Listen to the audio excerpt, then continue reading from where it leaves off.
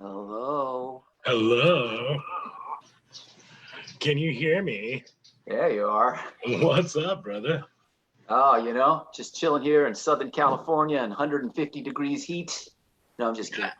I think it's about as hot here, bro, and in West Texas. But check this out. For tonight, I've got some Steel Dragon. Steel Dragon. Brad and Kim Van Hees, thank you. So is that like the Rockstar movie? I think it is. Tastes like the Rockstar movie, and it looks like it's extremely potent. So if you notice that I slither out of my chair by the end of the show, you'll know why and who to blame. No. All right. So it tastes just like Jennifer Aniston. Oh, ouch. What? That I don't know. All right. Just reaching for something. You're reaching. Reaching for my wife to slap me. Hey, what's up, everybody? You're in the Hangout here live with Robbie and Drake. And it's been a long week, man. It feels like forever since we've been here. Yeah, it feels like a long time since Joey was here, right? It was just Joey last week. Wow. Right? So it's been a long week, but man, I'm excited to get this thing going. We've got, hey, hand me one of those T-shirts, would you? We've got to talk about these T-shirts, man. We've got them flying off the shelf right now. We got the new Hangouts. Check that out, baby. Ooh, Drake and Robbie Lochner, all prettified. Got the big logo on the back. Maybe I should just do the whole show like this. There you go. What do you think? But yeah, you can order those. Just send a message to, you can leave it in the comments right down there somewhere. And we'll get you taken care of. Or send a message to one of us. And you can do that at Drake at the Hangout Live or the Hangout.live or Robbie at the Hangout.live. Yes. Easy breezy. All right, who do we have tonight? So tonight we've got Chip's Nuff. Chip will be, this will be great. It's going to be a good show. Chip's super cool guy. Anybody who's met him knows he's just super friendly, super personable, great musician, all-around musician, singer, songwriter, guitar player, bass player. He does it all. He's a one-man band, but he has a full band. Manly man. But yeah, it's going to be cool. Right on. Let's give a big shout out to our Backbeat Music, our sponsor, Backbeat. Patrick, Patrick's on the ball. Look at that. That's Backbeat Music in San Angelo. We can't do the show without him. We appreciate him. We love him. And thank you very much. Should we get into it? Let's bring Chip in and let's do it. Knock, knock. Chip. Joining. Chip is really joining. There we go. Yeah. Chip, what's going on, brother? How you gentlemen doing? Oh, excellent. Excellent. Do you have a good connection? Yeah, it's good. Sounds good. Robbie, what's the loudmouth soup that you're sipping at the moment?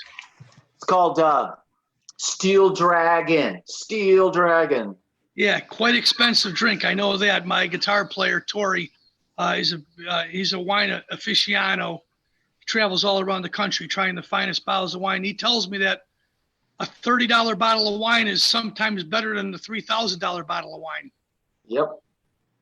No, not that I've tried a $3,000 bottle of wine, but yes, I'm sure. You've tried. You're having a little loudmouth soup, and I just got back from the recording studio, and I'm having a little bit of pinyon pooey right now. All right. Which is, I don't know if you know what pinyon pooey is, a wonderful dish from the Philippines. It's basically potatoes, beans with bacon. You mix them both together. Usually like a quarter cup, maybe heavy whipping cream. That's usually the way to go. Half a stick of Land of Lakes butter, a little pepper, and of course top it off with some oyster crackers, and just serve it a nice big stolen bowl of House of Blues, material that they've provided for us over here. And I tell you, it's absolutely incendiary. Incendiary. I was thinking that pooey was a drink. I was going, oh yeah, I want to know what's in that. Oh, it's food. Okay. I think in a drink that'd be called cat daiquiri. Oh, nice. Cat daiquiri. Cat daiquiri. Daiquiri. That's correct. All right. Never heard of it, but I might have to try it now. Here we go. Oh, there we go. Some trim. You see that? Yeah. It's looking all right. Yeah, she's looking good. So Chip, let's talk about the new album, my brother. Pull that Quite an interesting title, huh? Yeah. Let's pull up that artwork there, Patrick. Show us the Patrick artwork. But there it is. Brainwashed generation, baby. And boy, that couldn't be more true right now. I'll tell you, it's a nice looking cover right there. To Patty Glasgow, who used to work with Journey, I pulled her out tired to do the artwork for us. She's fabulous. I had nothing to do with that. I can't take any credit there. I give it all to Patty Glasgow. But what I did is come up with some pretty solid songs with my band. And in this day and age, anytime you can put out a record is a blessing, you guys. Yep. Absolutely, man. So you've got a couple singles coming off the record, right? Yeah, first one's called Fatal Distraction, which features the great Dax Nielsen from Cheap Trick. I called him up on the phone during this whole load of malarkey, whatever you want to call it, the shutdown, which is a real sad drag for a lot of families and people. And if the least I could do is put some music out there right now, because a lot of bands they're just getting in the studio right now and recording, as they all realize that there's no touring this year for most bands, not all, because there's still musicians still playing out there in the smaller places. But any big concerts, the stuff that we celebrate, going to see our favorite bands, whether it's Queen or the Beatles, McCartney, Lady Gaga, all the way down the line, Metallica, Foo Fighters. Everybody's doing live streaming shows right now. Really, there's not a lot of outdoor concerts happening until next year. So if any bands can get out there and put a record, I think this is the time. Got plenty of time to listen to them. Right? That's true. Absolutely. It gives me more material to spin on the morning shows, my brother. Same thing with me too. I embrace the new bands out there. I love Greta Van Fleet and Rival Sons. Of course, they're not that old, but Vintage Trouble. They're another great band out there. Mammoth, Dirty Honey. It's a pretty good potpourri of bands that are playing out there, and mix it along with the older stuff, the Kings of the Hill, and I think you got a nice little stew we're building up right there. Rock and roll is still very prevalent. I've become a huge fan of Greta, man. They're great.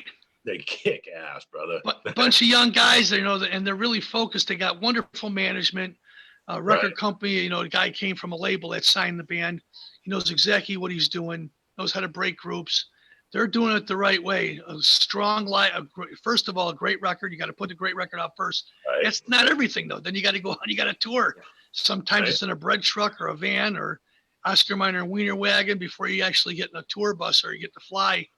And that takes a lot out of you right there. So that's going to build up a lot of character. We'll go out there and work. And Grandpa used to always say it, the money will follow.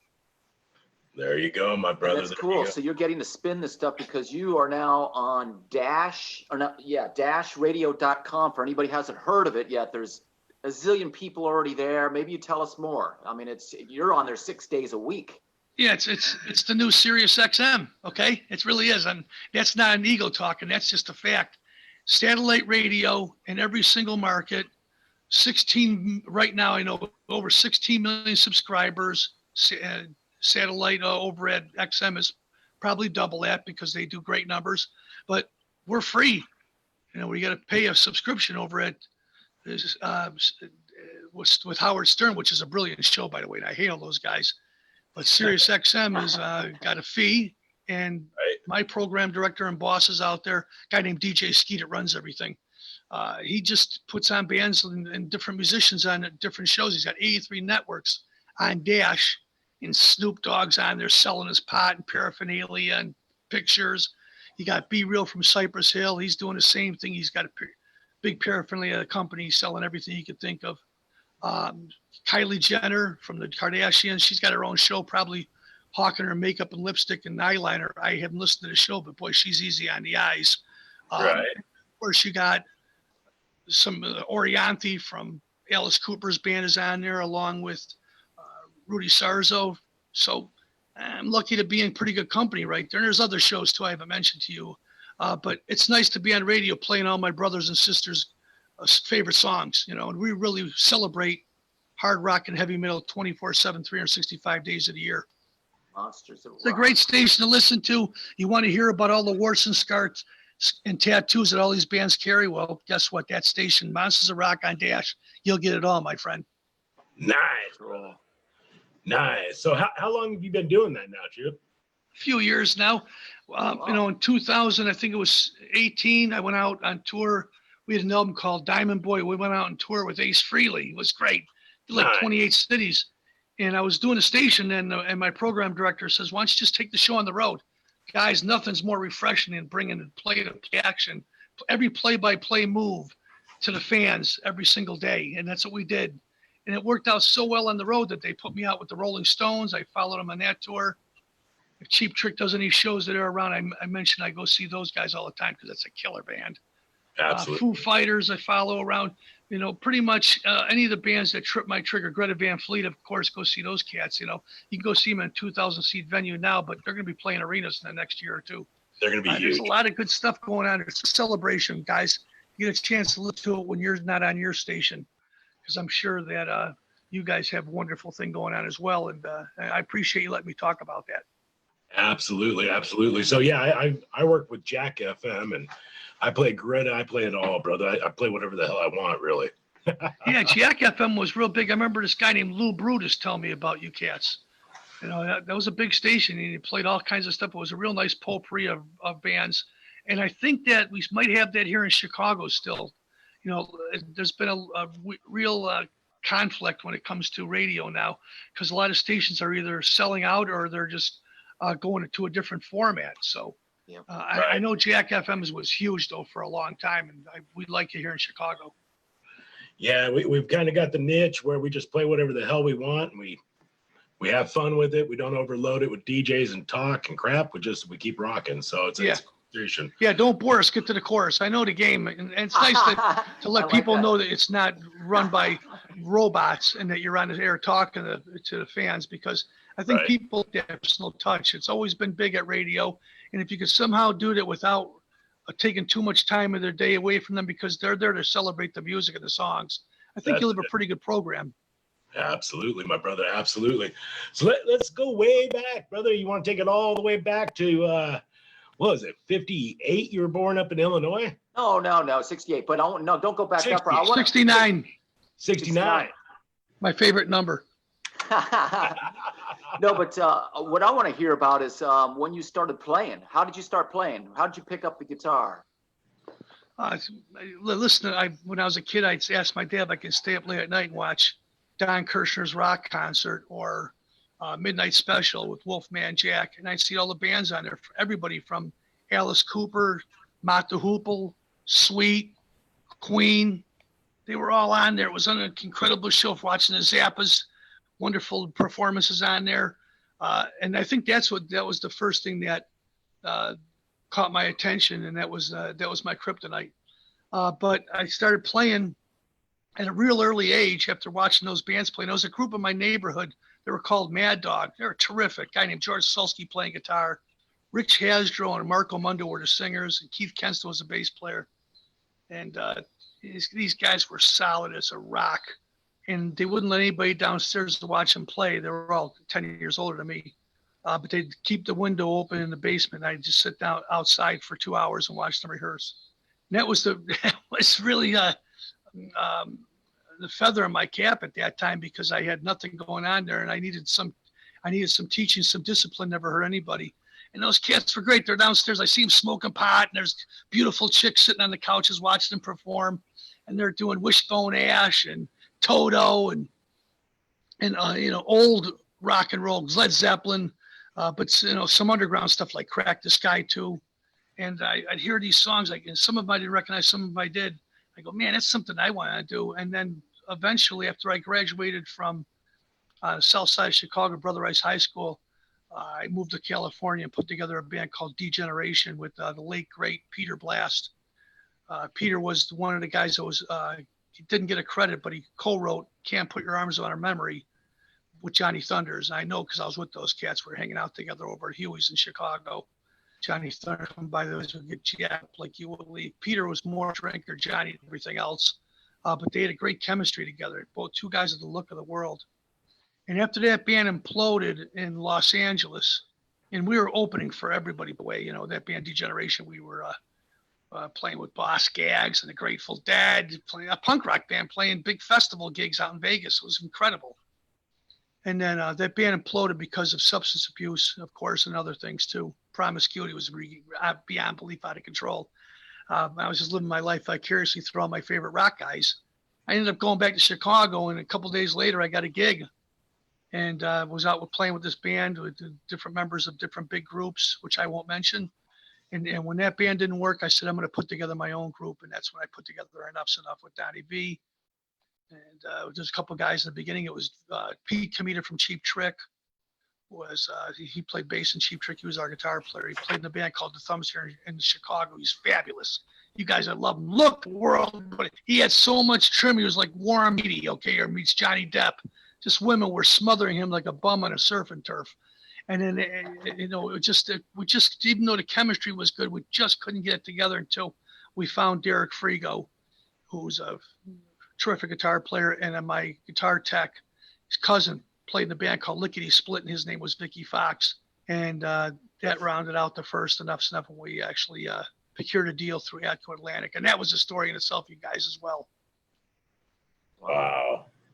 That's insane. Now, we've got a couple comments coming in for you, Chip. A gentleman by the name of Dave Harden Sr. I think Robbie's familiar with that name. Yeah. Says, hey, Chip, I grew up right next door to you in a place called Beverly, next door to Blue Island, Illinois. Yeah, it's true. I love Beverly. Urge Overkill was over there at that time. And there was another band, too. They had a song called What's the Dealio? I can't think of their name. It was a hit song for them. And they were like the Blue Island, Beverly area as well. So there's a couple bands that had some success in that little town. And listen, Beverly Hills, Illinois, that's a town with huge finer than sin mansions, you guys. Just beautiful, $2, $3, $5 million mansions. And it's all like, big doctors and attorneys and all these heavyweights that have these pads. They're really hard to get, but you can find when you're a lucky man. And the property taxes are very reasonable out there too. But your front yard is like a football field. It's beautiful out there. And we rented an apartment out there. I had a place that I was renting out there on 10909 Longwood Drive, where the band did a lot of the demos. Donnie and I wrote a ton of songs out of that place. And that's where we would, hone our craft. And we just got a deal.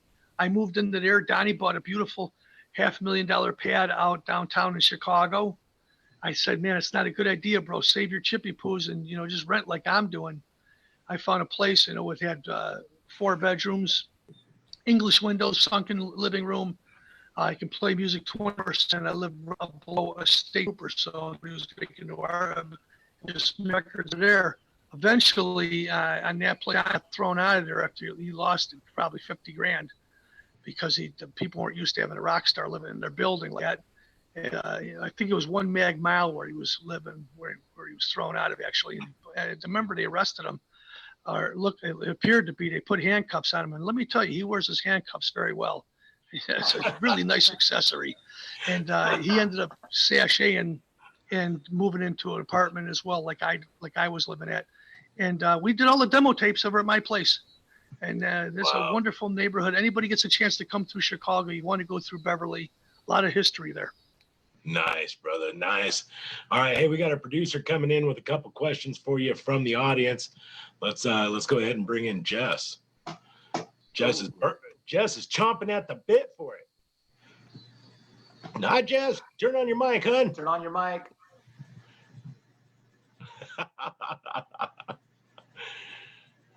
I think Jess and Robbie know each other. Yeah, she's in my studio, which is right next door. That's my wife. I think you guys maybe met. Maybe. Right. Should I go in and help her? Yeah. Let me go find out what's going on here. All right, Chip. So Yeah. Was it always music for you, my brother? Was it just... No, it wasn't. In the early days, my friend, I went to Brother Rice High School, and I ended up getting a scholarship to go to college. And I decided maybe as my best interest to go try out for a couple of Major League Baseball teams. My grandfather played with the Sox in the 30s.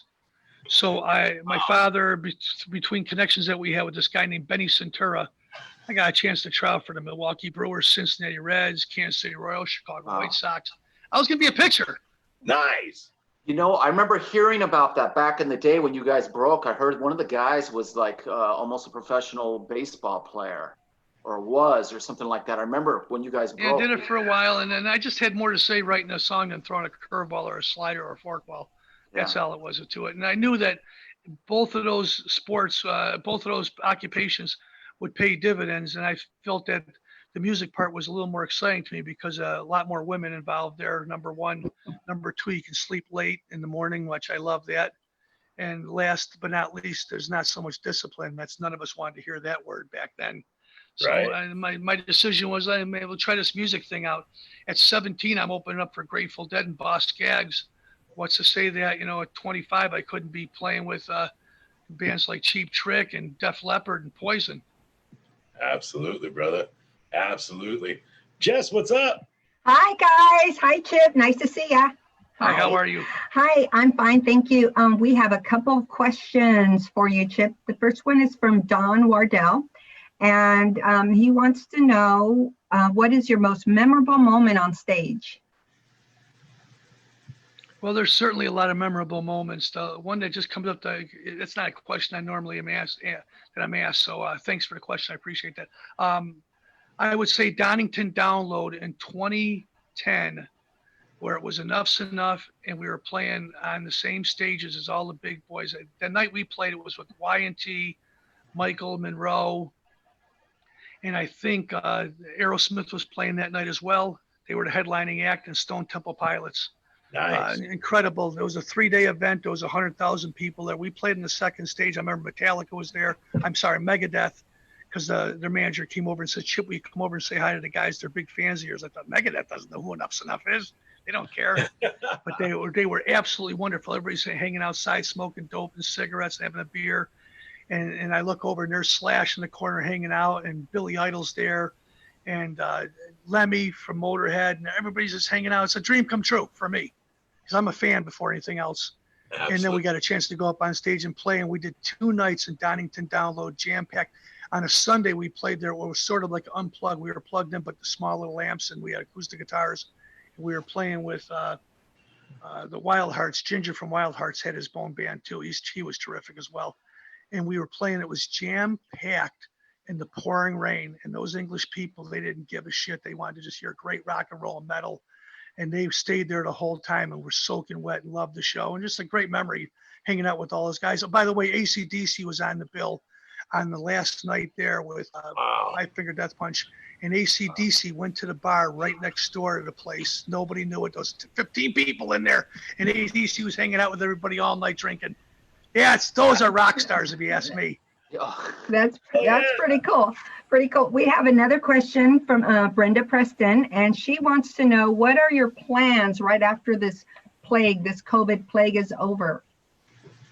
Well, we just put a brand new record out, Brainwash Generation. If you like Enough's Enough, check us out on our social media, and you can find our record in any stores. It's on Deezer and Apple, of course, and all the musical outlets.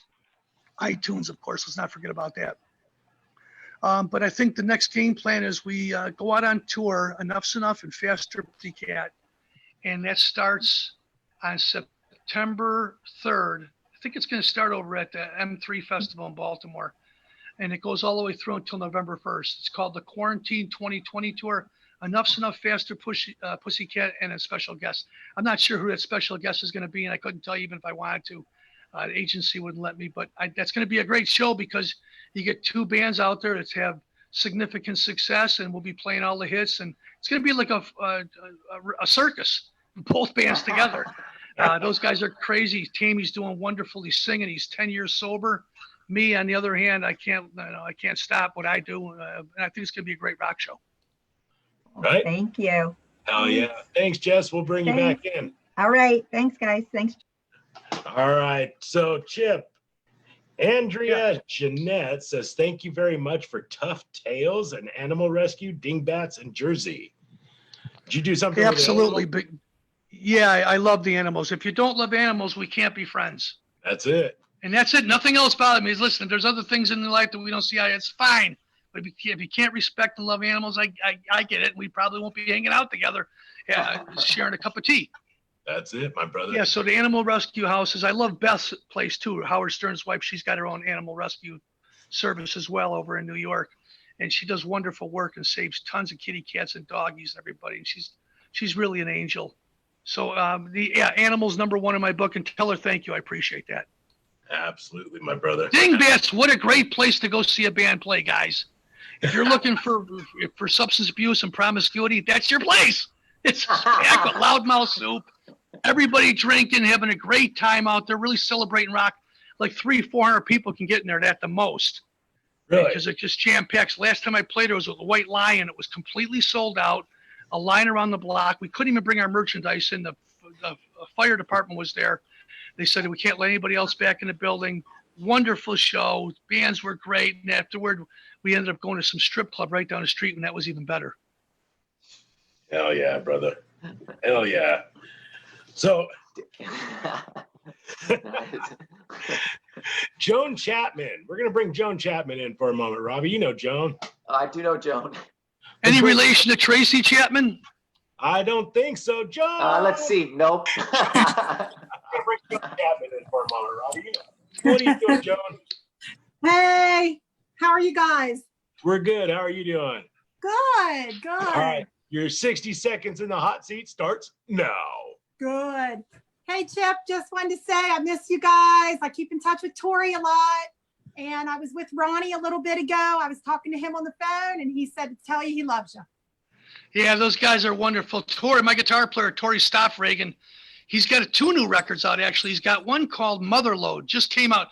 He recorded it 10 years ago. Yeah. And he did it with Michael Wagner, and he ended up going back in the studio and re-singing on all the songs and playing guitar. It sounds terrific. It's like Alice in Chains meets Saigon Kick. So if you want to check out that Motherload record, it's really, really good. And then, of course, the New Black 7 is his other project that he does. And he's just recorded a new song. It's fabulous. He's really a good singer-songwriter. Well, and I'll see you at my M3 best to with Ronnie, Ronnie. too. I'll see you at M3 with Ronnie. So. Yeah, I love Ronnie. Listen, Ronnie and I almost had a band together before he put together Kicks, and I had Enough's Enough. I know. It was Ronnie and myself, along with this guy named Desi Rex, who was a singer in a band called The Malls. And we wrote about maybe a half dozen to a dozen songs in Beverly, of all places. And then Ronnie got the call, and he went back to Baltimore and put together Kicks. And Enough's Enough. Yep. Well, I love you. What a chip events. Hugs to your wife and family, and I'll text you later. Appreciate that, darling. God bless you and your family. Yeah, bye. Bye. Wow. Where'd you go, brother? Just showing you guys my little, can you see it? Any of the stuff there or no? I'm digging Yeah. it. Oh yeah, cool. So you got Nice. the records there. Yeah. Very look at cool. that. Very nice. Look at that. Everybody gets a sneak peek. Sneak peek into the life of Chips Enough, huh? Digging the purple, brother. Digging the purple. Yeah, I had nothing to do with it. Thanks, though. I appreciate that. Yeah, just a little bit of, I don't know what you would call it. My wife picked it out, but she's got a little renaissance inside of her, I think. She's very colorful and very flamboyant. And she painted everything up. I said nothing. I just wanted the pictures up on the wall I thought were cool, showing what the band does. But as I get older, it's time for some new stuff. Right. Maybe I'll have a little auction over here at Enough Palace and perhaps some wonderful pieces. There you go, brother. There you go. Or So- donate them. Donate them. To the Rock and Roll Hall of Fame, right? Well, something like that. I think that makes a little bit of sense. Right? Yeah, I think so. Absolutely. All right. So you've recorded with several different musicians, including Paul Gilbert and the Wild Hearts and Nelson. You recorded with Nelson? They just recorded two songs that Donnie and I wrote. Oh, nice. Nice. I nice. toured with them. I played with them. Now, Nelson's were a part of Enough's fabric in those early days. After our first major tour, we were out with a bunch of bands and we were just opening for everybody. Our first tour was with Badlands. And then we went out with a couple other bands. I know one of them was The Front. They were our opening. They were our support. And those other bands too. I can't think off the top of my head. God, I'm sorry about that because I love to give the other bands a plug. But there was 2 or 3 different groups that were causing some significant commotion in the business, and they were to support it for Enough's Enough. But because of MTV, we were headlining these shows. And then around 91, there was a whole change of the guard that was happening in the music business. You had groups like Pearl Jam and Soundgarden, Alice in Chains, Mudhoney, Nirvana. And that whole scene came in there, and guys that had the look of the world and were thin and pushed everything over to one side and wore tight trousers were obsolete. And the new thing was the flannels and boots and shorts. Right. So everybody was behind the 8 ball. So we were looking for a tour, and my agency was a wonderful agency called Premier, Barbara Skydell and Frank Barcelona. God rest their soul. What a great agency. They booked everybody from Van Halen down. They booked the Beatles. They had everybody on the roster, but they were so upset with the new kids on the block, so to speak, for lack of a better term, that they weren't signing any of those bands. They were just wanting to work with Van Halen and Queen and the bands that were really big in the past. And they never grabbed onto that. So I remember asking him, how can we get on one of these big tours? Enough's got a new record coming out. It's called Strength. We need to find some action. And he says, Barbara Skydell said to me, quote unquote, Chip, sometimes it's the band that makes friends with the other band's members and they procure the deal on their own without our help. I was like, oh, it's interesting. Maybe if I go out and talk to one of these bands, we get a break. So that night, I knew Nelson was playing at somewhere in New York, a big place. And it was I would say a 5,000 seat venue. So it wasn't huge, but it was good. Irving Plaza, that's where it was at. And I showed up at the gig, and at the end of the gig, they came over. And I was freaked when I first walked in because it was nothing but 5,000 screaming people, and 4,999 of them were young chicks. And one guy, maybe one guy out in the crowd. Okay, it was unbelievable. There was probably the father to a bunch of them. So I knew that this wouldn't be a really great tour for us. But I happened to be bamboozling backstage talking about how great our record was doing, which was just coming out. We were picked as hot band, Rolling Stone, and we didn't have a lot of album sales at that point. We were coming off a gold record, but there was a chance we were going to get a break if we could find a tour. And he asked what we were doing. I said, we're just looking for a tour right now. We're going to get on something. He goes, tour? Why don't you guys come out with us? And I go, really? He goes, who's your agency? I told him it was Frank Barcelona and Barbara Skydell at Premier. And he says, all right, man, let's do something. The following week, I was on a tour bus and we were following around Guns N' Roses and Skid Row. And the next day we'd pull in our buses and we'd play the same venue. And it was really good shows. And they had a song called After the Rain. It was a smash hit. There were probably 3-4 million records. Our record was just starting to take off. We were coming off a little bit of momentum on their first album. And we toured around the country. We did, I'm guessing, I don't really recall exactly how many, but over 50 dates. And it was all in stadiums and arenas. It was really a wonderful experience for all of us. But unfortunately, we were out of control. We couldn't stop our ways of life, and too much partying and not giving the greatest shows that we could be giving. And I think at the end of it, we just put ourselves behind the 8 ball because our reputation preceded us. Right. So is this the days? I mean, the party days, you said, I saw a quote that you said you did more coke than Aerosmith and most bands put together, and you lived the rock star dream there for a while, my brother. Yeah, I know it sounds like I'm bragging, but I'm telling the truth. And everybody goes, not everybody, but I see people on different sites or that have reached out to me and said, Chip, how can you have done more cocaine and drugs than Aerosmith and Guns N' Roses put together? I just know we did. We had, even though the band didn't have the money, we had people around us, multi-millionaire people that were spending every single day looking out to try to, to do things for us that was, in their eyes, it was a nice thing, even though it was very hurtful. And right. We were all vulnerable, and the band found itself constantly, perpetually getting in trouble. And then our reputation, of course, preceded us. The label seen the band. They said, I'm not so sure about these guys making the fourth quarter out of control. It's really taken me the last 10, 15 years to turn that whole perception around because once, if you're hanging out with a bunch of guys and they're robbing houses and breaking into buildings and stuff, but you didn't do anything, you're just with them hanging out. Well, you're just as bad as they are, they say. So that's how it is. You're a company that you keep.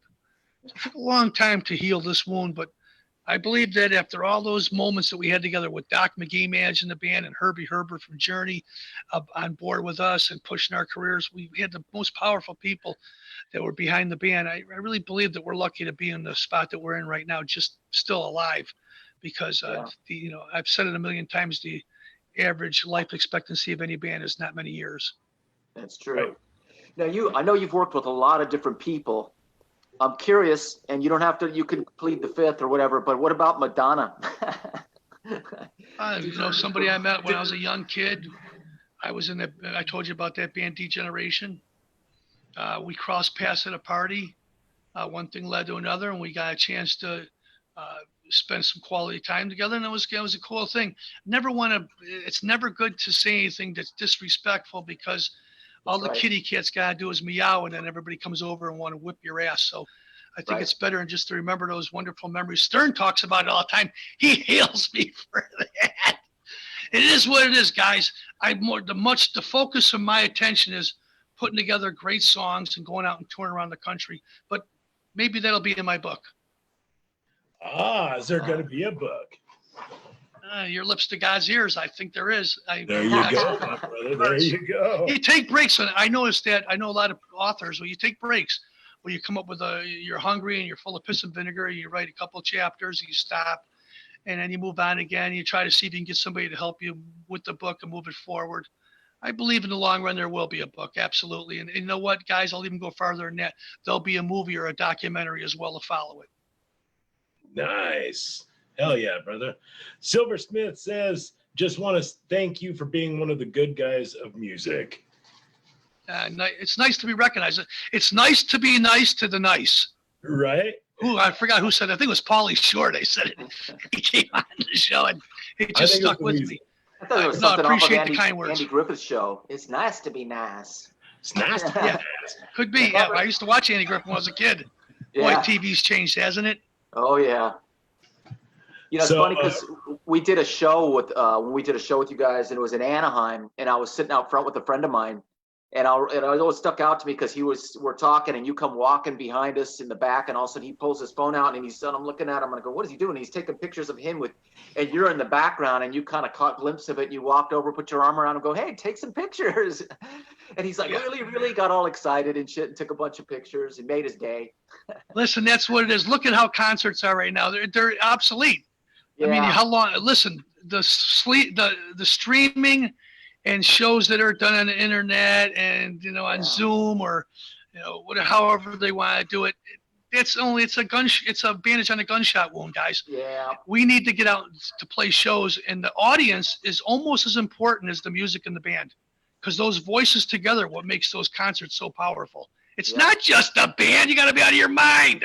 Yeah, we come up with songs to rip your trigger, but it's your voice in there that really makes us move and brings that whole thing to a celebration. Oh, absolutely. I just did one of those streams for the Mork yesterday, and it's kind of like, oh, yeah, there's all these people watching. Of course, there was problems with it. It's going to air on Wednesday, whatever. But the point being, you're playing it, and there's nobody there. And it's like... Yeah, it's a little difficult. Well, you and I have been doing this for a long time, Robbie, so... We know how to get through it if we have to, because there's not always an audience. If you're playing on a radio station or a TV show, sometimes there's no audience. I think what you just got to do is just get through the show, give them the best you can. The people that are watching will appreciate that. Yeah. You don't have to show all the stars and the bells and whistles when you're jumping around up on stage. And you just play the songs, do them well, and it's just act like it's at rehearsal. The people love it beyond belief. We gave a good show.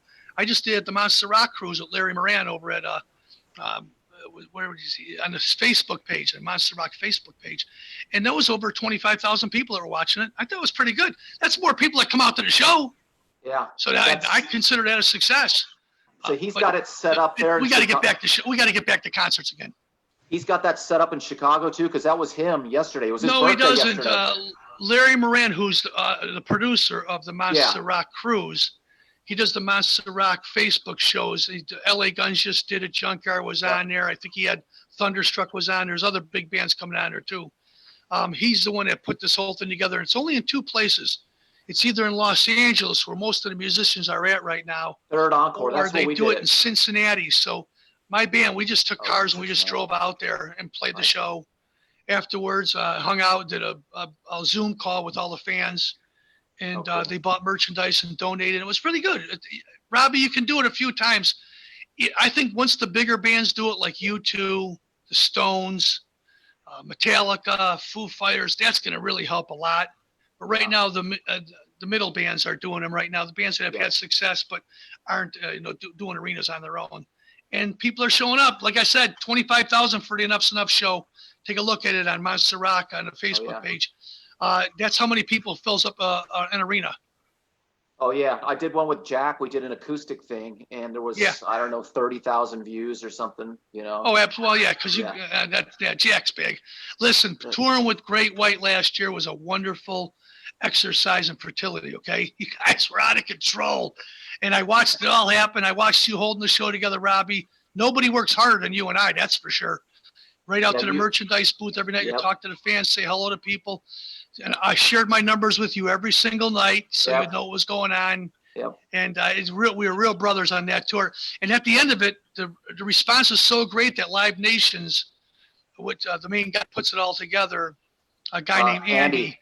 He goes, Chip, don't think I forgot about you guys. I want to do this again. So I know it was a success for sure. Now how things are, I don't know how it'll be. I think it'll be the Wild West once concerts open up now. Everybody's going to be going crazy because they're all waiting for all the big shows next year. Metallica, Guns N' Roses, that massive tour with the stadium tour with, Motley Crue, Def Leppard, Poison, Joan Jett, and then that guy that bought onto the tour too, Tuck Smith from the Biters. Oh, I didn't know about that. That's going to be a huge one. And let's not forget about the great Rod Stewart going out next year with Cheap Trick. That's going to be incredible. Oh, wow. I'm going to be backstage at that one with my wife. Yeah. Nice. I didn't hear about that one. Yeah, I do remember that tour though. I mean, every single night I'd have to go out there and I'm doing everything, all the stuff and out there. And there's Chip. He's out there. Every time I go out there, he's there. You were working it, no question. You got to. And people wait their whole lives, every year to see their favorite bands play. And, when we were younger, I sleep outside, you guys, in the middle of at nighttime. I'd get permission from my mom and dad at 5, I don't know, it was maybe 15 years old. And me and my buddy sit outside at the Chicago Stadium, 1800 West Madison, where packed with bums and prostitutes and tons of people selling drugs. And we'd stand in line waiting until they opened the box office at 8 o'clock in the morning to buy 4 Queen tickets. Wow, yeah. So I know how it is out there. And that was $5, by the way, $5.50 to see Queen and Thin Lizzy in concert, or Queen and, Bill Nelson's Red Noise, or they toured with a couple different bands when they came through to North America. I tried to catch every single show I could with them. Absolutely. So nowadays for us bands, we just got to go out there and play every single day, and don't take anything for granted. And I hope that next year they might put another one together with you and me, Robbie. That would be great. We could Jack back out there one more time and celebrate those great songs that Great White has. And I love playing with you cats. Yeah, it's a lot of fun. So we're going to do some comments from the audience here. Kim Brady Van Hees says that you kissed her hand last year in Orlando at the House of Blues, and her husband Brad says she still hasn't washed the damn hand, Chip. Guilty as charged, you guys. I was going to say maybe I kissed her somewhere else, but listen, that's how I love our fans. There's no doubt about that. They're the greatest in the country. And we're grateful to share with whoever they love. We love them too. It's a big love fest over here every night. And with Enough's Enough playing, if you look at our repertoire of material that we've had throughout our history, you'll be pleasantly surprised to see all the bands that we've opened and supported throughout our career. It's really wide open, like it used to be in the 60s and 70s when all these different bands would play together. You'd see Cactus and Vanilla Fudge or whatever it was. A Mountain would be playing, and the opening act would be the Runaways and Angel, and just strange billings of a Kiss opening up for Grand Funk Railroad. It was just that you would think that it doesn't work, but people want to see a diversified show. Yeah, there's no doubt about that, and that's why Great White and Enough's Enough work well together. Absolutely. Dale Preston says he wishes all bands and all musicians had your outlook, Chip. Thank you, Dale. Appreciate that. Listen. We're all different. There's a lot of good musicians out there. They're all struggling right now. And it's a tough life. Everybody's swimming in the same lake. It really is. I don't care how big of a band you are. You can't do anything. Yeah. How are you going to make chippy poos? Maybe you bought real estate or invested in stock or Disney or Microsoft. You can make money that way. But life isn't just about making dough. It's about going out there and meeting people and establishing relationships and friendships. That's what predicates this life that we live. It's called rock and roll. There you go. Bingo. Robert Lawless says, not to toot his own horn, but he got to share the stage with you and JRGW last year in Michigan. Yeah, I think he came up on stage. He opened up his purse strings or put one of his credit cards down, and he was able to bamboozle his way up on stage with the band. And it was good. Every night I go up and do Once Bitten, Twice Shy with those cats, and fans loved it. When I go to a concert and I see a band play, and whether like the Foo Fighters, and they call up one of the guys from the Struts on stage to sing a song, that makes the concert that much better. That makes it magical in a once in a lifetime moment. That's so right. It's always good when I see people get up on stage and playing. He'll never forget that moment the rest of his life, and I won't either. All right, we got one from Cheryl Wright, my brother, and this one kind of moved me a little bit. It says she was able to see you at the House of Blues in Chicago with Jack Russell's Great White. She says, unfortunately, she had run out of money after spending it on Jack's merchandise and wasn't able to buy anything, but you came over and took a picture with her and said, better yet, I'll pray with you. You folded your hands and bowed, and you guys prayed together. It's so cute. I love it. Yeah, if that's not cool, I guess I'm not cool then, guys. Sorry. That's as cool as it gets. I'm not a freak or anything, but there's somebody above. There's somebody above all this. Somebody's making this all happen. I tell everybody, one of my recommendations in life, I give you one thing to do: say prayers. Yep. One Father, one family, one love, baby. That's what it is, my friend. That's what it is. All right, Jess has got a couple more for him. Robbie, you looking like you hitting that wine a little bit hard, brother. I see that. Is it showing? Oh yeah. Look at him right there. Looks like Don Quixote. He's like, he is higher than Sid right now. It's pretty potent. They warned me. Says I don't always drink wine, but when I do, I like to get fucked up. All right. Yeah. When I do, it's Steel Panther. Or it's not Steel Panther. Steel Dragon. I was gonna say Steel Panther, the singer in that band. If I caught a snake in the bushes, held its mouth open, he'd do something with it. That guy is out of control. What a slut. Wow. My kind of guy. Jess, what's going on? You got to come down here and tame these guys. Really? I love the stories, though. They're hilarious. I have a question from Robert Lawless, our friend Robert. Hi, Robert. He wants to know, after the show, Chip, what is your drink of choice and what's going on your grill tonight? On my grill tonight, I mentioned that earlier. Yeah. As far as drinking goes, I think my drink of choice would probably be a virgin Bloody Mary with Worcestershire and Tabasco, and put the whole meal in there. I like the cucumbers and the celery sticks and all that stuff they put in there, whatever it would be. And that's about it for cocktails. I'm not a big drinker of water. I like water with a little lime. And that's it. I'm not a big drinker. I never have been. In the old days, I would drink Crown Royal on the rocks once in a while. And that was a pretty good drink, I must tell you. But now, as we're getting older and stuff, I got to play. Usually on these tours that I go out on, I'm signed with Artists Worldwide, and these guys work us like puppets. So I got to sing and play 6 to 7 days a week. So I pretty much keep it together. What I do try to find is a good sushi, like a sushi or sashimi restaurant. Those are always, they come in handy in every single town. And try to eat healthy. That's the best thing to do. Cool. Okay. Robert O'Malley wants to say, he says, please tell him that Gilligan says hi. So hi from Gilligan. And then you have a question. Wow, Gilligan. I haven't been to Gilligan in a while. That's great. I love him. Great guy. Good. And then you have a question from Danny. He wants to know, how many pairs of those cool glasses do you have? 73. Wow. 73. 73. How do you make up your mind which one you want to wear? I just grab what I grab, They make me feel comfortable. You can see my eyes through them. I'm looking at everything through rose-colored glasses. That's what I'm doing. There you go. Beautiful. There you go. Pretty simple, and it covers my mug. I like that too. Thanks, Chip. Welcome. Right on. Thanks, Jess. Thanks. All right. Man, brother, you are a trip. I'll tell you what, your energy is contagious. Appreciate that. Hey, listen, it's fun to be alive. It is. Yeah, well, listen, while we're here too, real quickly, I know it's a rock show, but a wonderful shout out to our military, our police, our Army, Navy, Air Force, Marines, our first responders, the nurses, doctors, surgeons, everybody on the front lines, people selling down at the local 7-Eleven, my local drug dealer, everyone out there. Big shout out to all the people that are keeping things going right now. And I know it's going to get better soon. Mhm. Hang in there, everybody. Stay safe. That's what I tell. That's my advice for today. Absolutely, brother. Absolutely. We echo that here for the Hangout Live for sure. I'm loving the zoom around, man.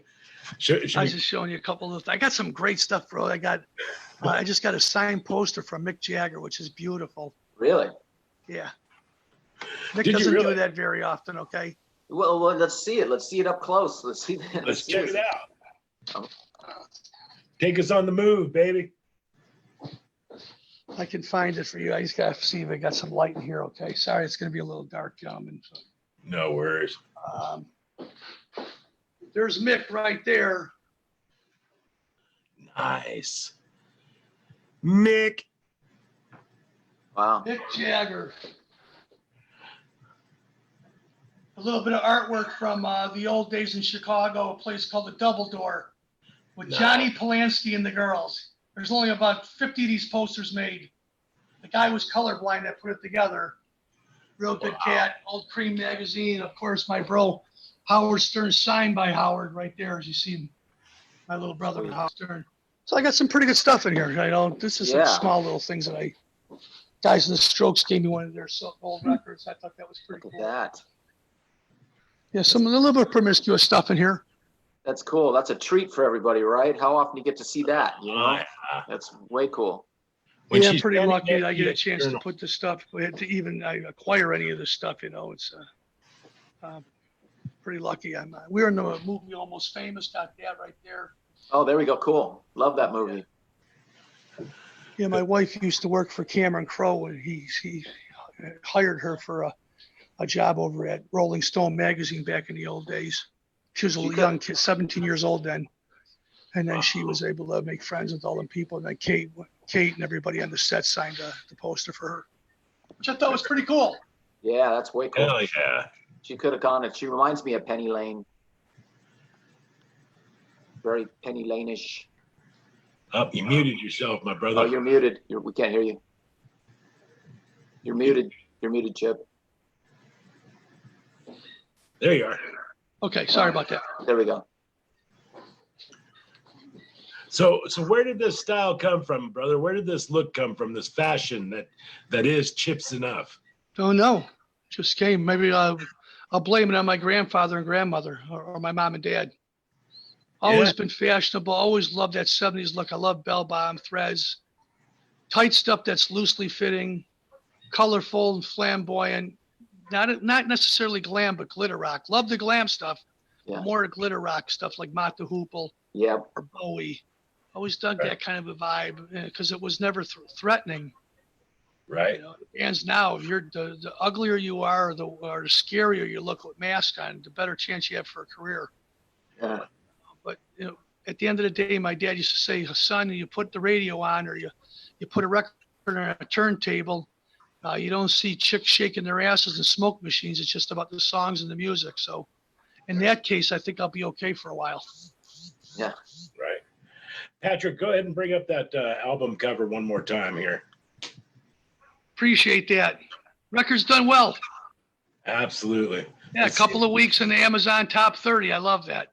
If I can brag for a second. This day and age, listen, I wake up in the morning and I get on social media, and the first thing I see is a fan putting up the Nuff Snuff album, 21 in the top 30. And the bands before me are AC/DC, Journey, and Bon Jovi. Pretty good company right there, you guys. The other day it was on there. It was Queen night. I think it was Night at the Opera. So a lot of the older bands are still selling records as well. I like to see that because Those albums are iconic. If it wasn't for those bands, you wouldn't have Enough's Enough. Right. Yeah, definitely the Cheap Trick influence. I mean, it's, going all the way back, I'm sure, like Southern Girls, Clock Strikes 12. I mean, that kind of stuff must have been ingrained in you. I love that early Cheap Trick, man. I listened to that stuff.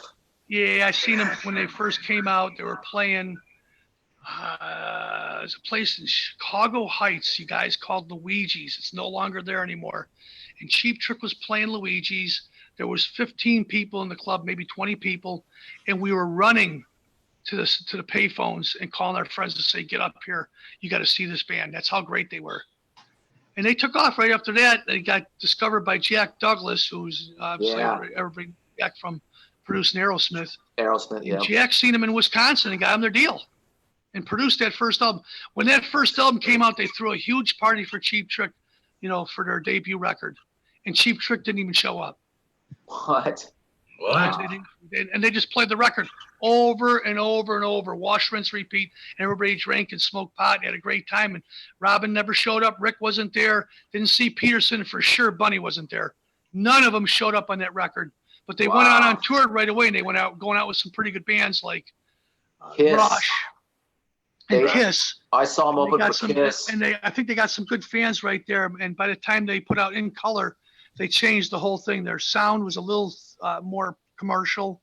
They got Tom Werman, the producer who produced Motley Crue, and then he produced other bands as well.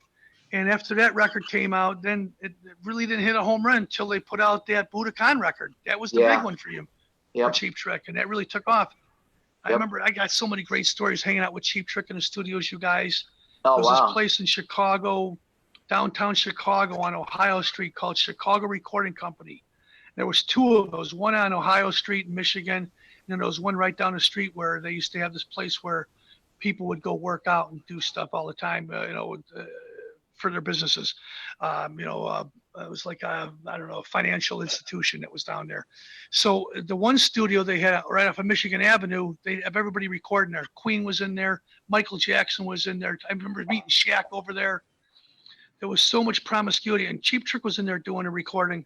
And I remember hanging out. Rick Nielsen said to me, he goes, "Hey, Chip, have you ever played the Rat game?" And I said, "No, I never even heard of it." He goes, "Yeah, you take a bottle of water," and they had LaCroix waters in the hard glass bottles in the studio. He said, "You take a bottle of water and you throw it down at the garbage can. If you hit a rat and you kill it, you get $100. I like, "You're kidding me." We were bored to death. We're in there recording, got 15 song, 20 song record we're doing.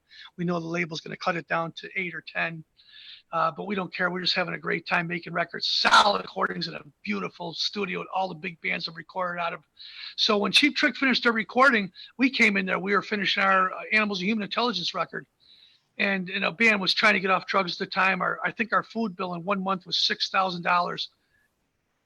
Guys were just out of control, eating every single thing you could find, steaks and filet mignons, lobster, because that was the thing they grabbed onto after they got off the drugs. Right. And eventually that experiment didn't work, and they went to the drugs and got thin again. But during the whole time of making the record, I'd say, "Come on, guys, let's go get some rats." And we'd take out 6 LaCroix bottles. I'd have a 6-pack, Donnie have a 6-pack, and we would throw them down in the alleyway by the garbage cans trying to kill a rat. We never got one, okay, by the way. We went through about $10,000 in water in a month. It's ridiculous. Our bill was $82,000 for 1 month of recording, and we only recorded 12, 14, 15 songs because we tried to get 20. We couldn't get to it. We just didn't have the budget. But I'll never forget that Nielsen. Every time he gave me advice, it was always solid, except for that one time. Had no idea that throwing bottles of water at rats would cost me 10 grand. Because we had to pay that back, by the way, guys. The record company didn't pay for that. So anyway, we later on in life, Nielsen and I, we all got together and we recorded on each other's records.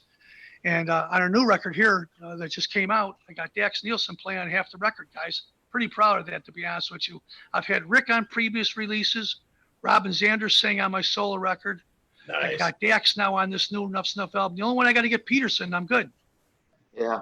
Nice, brother. That's cool.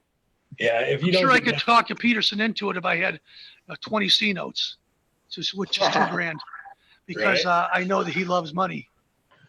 We both play sign. I love him. He invented 12-string bass. Right. He's the guy. He's the Wonderful guy. man. Hell yeah, my brother. Robbie, Yeah. tell me what it was like, man, sharing a stage with this guy. Tell me what it was like, because his energy's off the chain. Oh, it was great. I mean, anytime I could, I'd always go out and watch these guys play because he always threw down. But the biggest memory for me really is he would come out every night on Once Bitten, and I would look over and there'd be Chip to my right, just kind of doing his move.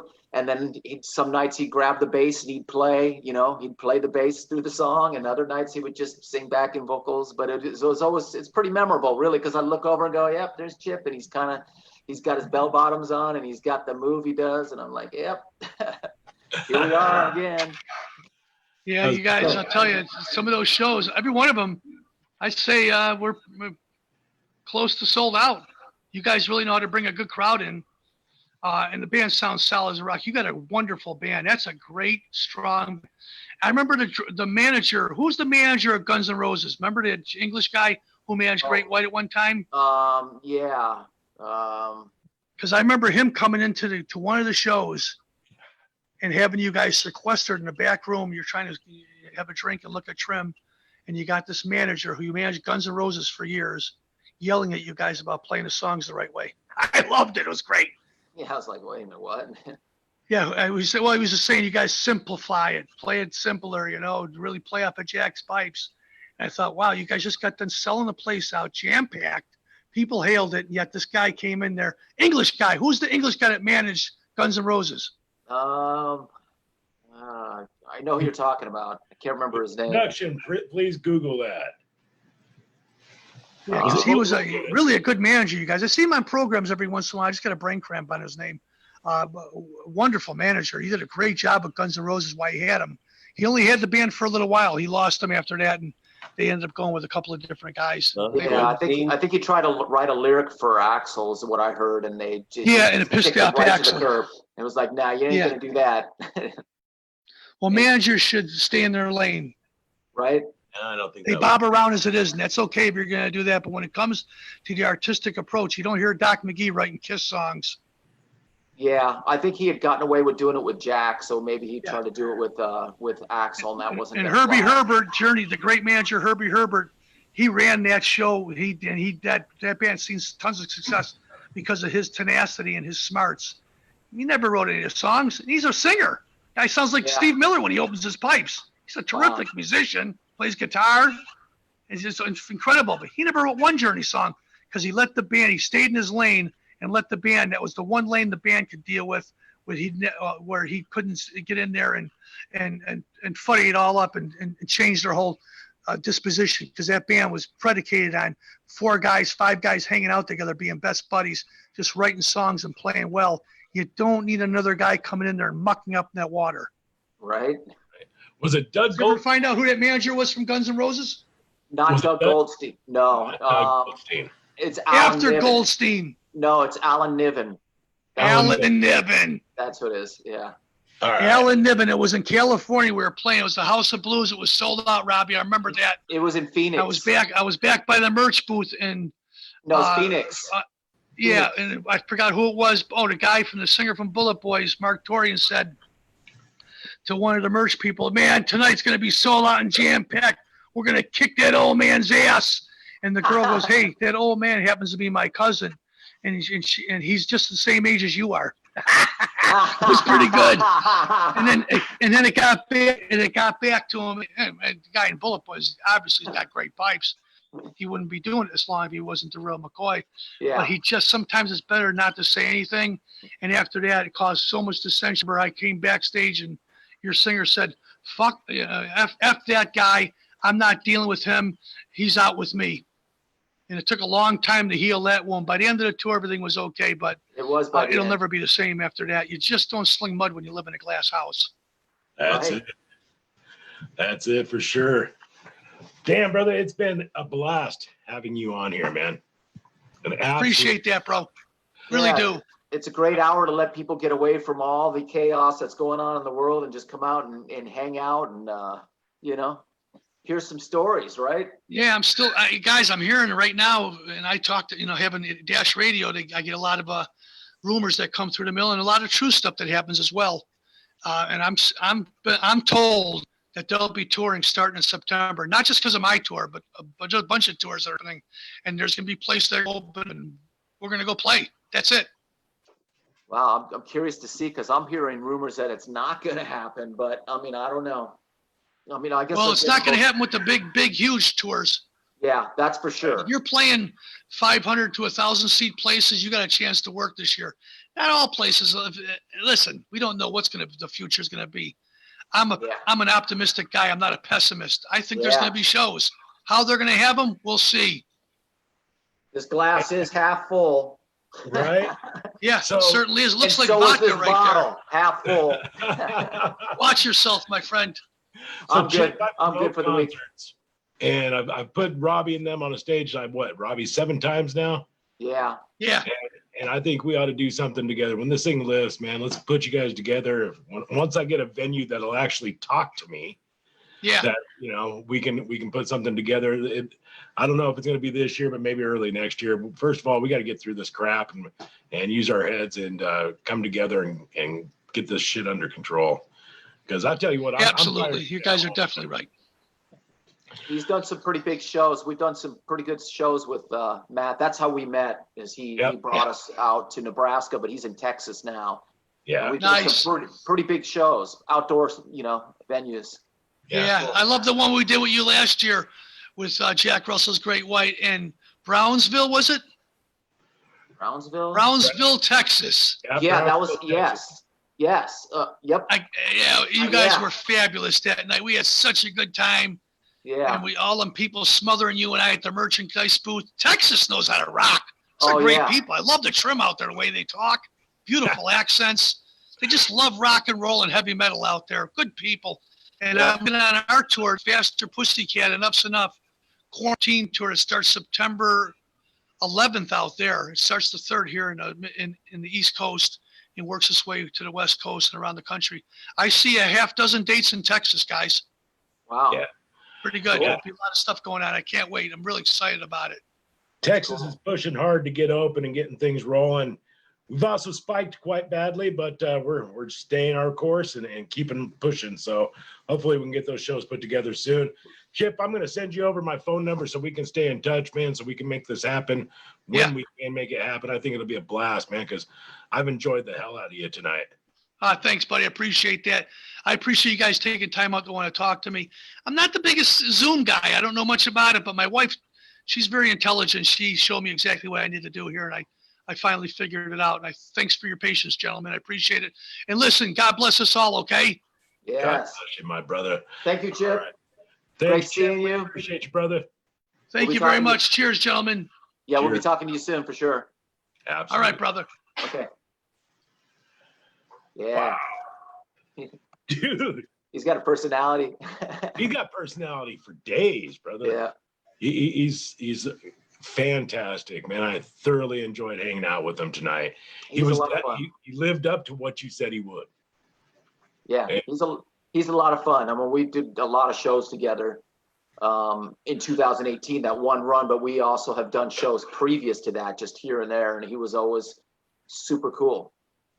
He's one of those guys that immediately you gravitate towards because he's cool. He's friendly with everybody. He's not like, you see some guys that diss people, and that bothers me, when you see a guy that thinks that they're better than somebody else. You're not better than anybody else. You're not better than anybody. You just are, you're just playing music, and and he's just great that way. He engages everyone. He's friendly to everyone, and he understands it. He gets it. So now, did he played on the Live Nation tour with you? Was he with you out there in Dallas at the House of Blues? Yep. So I did get to see him at that show because I came out there to hang out with you that night. Yeah, if you were there early enough, because they were on probably pretty early. Wasn't it them, the Bullet Boys, and you? Yep. Yep, exactly. Yeah, I got to see him. They put on a hell of a show, great energy, and man, it was a good show. And then he would always go out every night, and he would be out at the merch booth and hang out and talk to anybody that came up and talked to him. He was always, he gets it. You know what I mean? He gets it. Right. Yeah. All right, let's talk about some upcoming shows that we have. Yeah, let's talk about next week with Magic Marino. Magic Marino will be great. He has worked with so many people. I mean, I can imagine the stories he's going to have. He's worked with Eric Clapton, Barbara Streisand, David Lee Roth, Tina Phil Turner. Collins. What's that? Tina Turner. Tina Turner. I don't even know how many people he's worked with. I just know I'll talk about it next week when I met him. We actually played together. Really? And I really didn't know. I'd heard he'd worked with some people. I didn't really know. His start was with Aretha Franklin. I think he played keyboards for Aretha, but he ended up getting into recording. He's actually a recording mix engineer. So that's where he worked with these people. I think he worked with Michael Jackson. I'm not sure. He's never really told me a lot. He was just not that way. He's really soft-spoken, really nice guy. But anyhow, we were recording in his studio, which is in his house. Right. Even though he's worked in major studios, and even at that time, he was working in I think he was working at Todd A.O. If you look at Lucille Ball at the very end, it says Todd A.O. Studios. Yeah. That's how long they've been around. And he would talk about, the master engineers. And I go, dude, aren't you a master engineer? You've been doing this. I mean, he's a master engineer. But anyhow, so we're recording, and I turn around and I look and I see these albums, platinum albums on his wall, and I start reading him stuff to Magic Marino. I was like, oh, Eric Clapton. So I'm like, oh, so you worked with Eric Clapton? Oh, yeah. Like, yeah, whatever. No big deal. Oh, Barbara Streisand. So you worked with Barbara Streisand? Oh, yeah. I'm like, oh, wow. And I'm getting nervous. No, I'm kidding. Right. I was like, I mean, it was just, and then it's like, oh, David Lee Roth, you did the Skyscraper record. Oh, okay. Yeah, he's definitely a rock and roll icon, man. He's going to be a badass interview, and I can't wait to do it. Coming up behind him, we've got Jimmy Cummings. He's a very talented actor, director, producer, writer. Comes from the old South Boston area. He's got the friends with the Wahlbergs, Matt Damon and all them, and he's done some movies with them, so it's going to be a great interview and super cool dude. Coming up behind him, we've got the 1990s top male model, flat out, Stuart Marriott of the Marriott chain, man. And Stuart, he kind of looks like a James Dean in the 90s. Oh, you look at him, you go, James Dean, Elvis Presley kind of look. Right. He was like the guy, Yeah, he was the dude we all wanted to look like, you know what I'm saying? And the dude the chicks all wanted us to look like. You got that little mask? Right. So he's got some movies that he's doing. He's got the Rise of the 2000 Suns. It's the same director from Schindler's List. It's going to be fantastic. I might get decapitated in the movie from what he says. I might be an extra, so that'll be fun to talk about. Extra what? Extra. Read all about it, baby. Yeah. I'm kind of a big deal. Hot dogs, popcorn, peanuts. Get your candy over here. Popcorn, peanuts. And then we got Michael Bluestein coming up right behind him from Foreigner. Dude, I'm a Foreigner junkie. Hot-blooded all the way, baby. Yeah. And then just yesterday morning, I got a phone call from the amazing and extremely funny Henry Cho. And he's going to come on the show. So we're going to have a comedian. Ha ha! Like we don't have two comedians right now. Yeah, Henry Cho is fantastic, man. The guy's a riot. He's been in comedy since like early 90s. He's done the Tonight Shows, he's done movies, he's done TV shows, and his shtick, as I should say, is that he's a full-blood Korean, but he talks like a Texas cowboy kind of thing. He's from Knoxville, Tennessee, and he's hilarious, man. So you guys are gonna love him. I hope, because I love him. All right, let's talk about backbeat music. Patrick, can you bring backbeat in for one more time, please, my brother?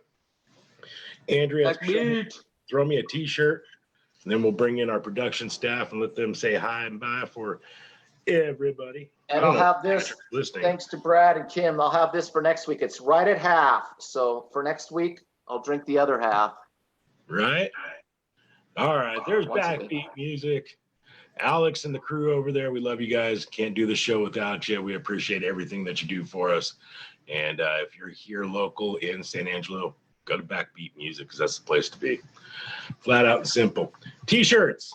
You can get your T-shirts ordered. We got the Hangout Live T-shirts that came in. And with them, you will also get a show photo from Robbie and I. Ooh. We'll put something personal on there, say something nice to you folks. You know, right? Sure. There he goes again with the Elvis. Yeah, I'm not really here. What? Hello? All right, let's bring in our production staff. Where you at? Let's bring in Patrick. Come on in. And let's bring in the amazing Jessica. Patrick, what's going on? What's going on? Hi, guys. This is our amazing production staff. Obviously, you see, A-Dub's not with us tonight. A-Dub is helping take care of her mom. She had to take her mom to Dallas for a doctor's appointment. And our hearts and prayers and thoughts go out to A-Dub and her mother. So we've got she's Jess. got cooler guitars in there. She does, dude. She's in your studio, bro. But you got to lean forward Robbie? when you talk, because I hear the room. I hear so much of the room. Didn't realize the You room hear the sounded room, like. so I have to Not come as- forward, honey? Yeah, that sounds better. Hey, do the Really? When you're back, I can hear the room in Do there. the Robbie, put my do the eye in Robbie. there? That's why I don't record in there. But mixing in there now makes me. I see. Let's all do the Robbie at the same time, okay? 1, 2, 3, go. No, that's not me. Tonight was this. Yeah, Chip's Nuff. What was this? That was classic. He was so much I think his fun. nose actually touched the glass there for a second. It was like, But because he's got his phone. I It was loved it, great. though, man. He's It made it such a fun. good guy. he was great. Yeah. Made it fun. All right. Jessica, you did a great job. Thank you. I Absolutely. want you to see I'm wearing your necklace. Hey, look at that. Look at that. And most of all, folks, thank you guys for joining us. We can't do it without you every week. We love all of you. You guys are so fantastic, so great. And thanks for sticking with us. The page is growing. Let's keep it growing because I want to give away the guitar, man. You know, you got to get How that do you do that? we got to hit that 5,000 likes. Where's she at?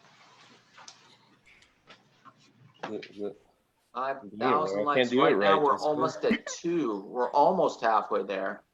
5,000 likes. I am going to give away my purple Jackson that is signed. Well, you can see Robbie is right there. Drake, Robbie Lochner. But it's signed by all the guys of Warrant, Firehouse, and Jack Russell's Great White. We'll give this away when we hit that 5,000th like to just whoever the top fan is at that time. So keep sharing the page, keep hitting like, and let's keep this thing moving forward if we can. We would love it. All right, guys, you ready to close it out? Yes, sir. All right, much love from us. One Father, one family, one love. We'll see you next week.